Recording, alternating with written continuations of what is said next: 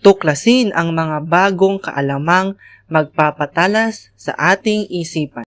Alam mo ba? Baybayin ang sinaunang simbolo ng mga Pilipino na nagsimula noong taong 1565. Panahong kolonya pa ng bansang Spain ang bansang Pilipinas.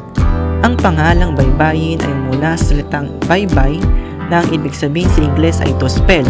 Ang mga simbolong ito ay ginagamit sa mga manuskripto, ritual, tula at sinaunang pagtatala.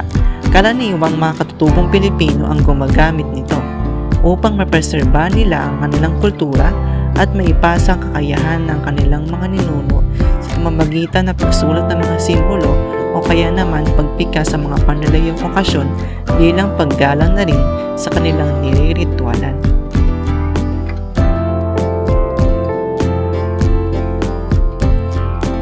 Karagdagan pa dito, ang mga simbolong ito ay ginamit na rin upang makabuo ng mga wika tulad na lamang ng Bicolano, Ilocano at Pangasinense.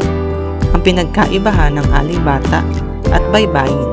Ang salitang baybayin ay nagmula sa Arabikong salita na pinakilala ni Paul Rodriguez Versosa. Ngunit ito ay tinutulan ng mga eksperto na matagal nang pinag-aaralan ang mga simbolo.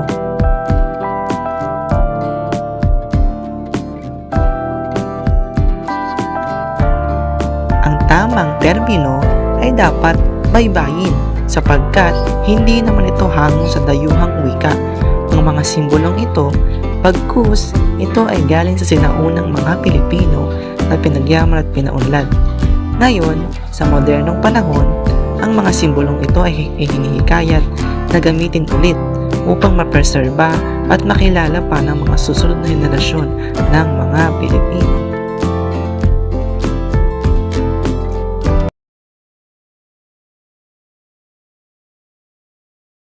Para sa marami pang UKT videos, K-Knowledge at T-Trivia na gustong malaman, palaging abangan ang mga ibabahagi naming kaalaman.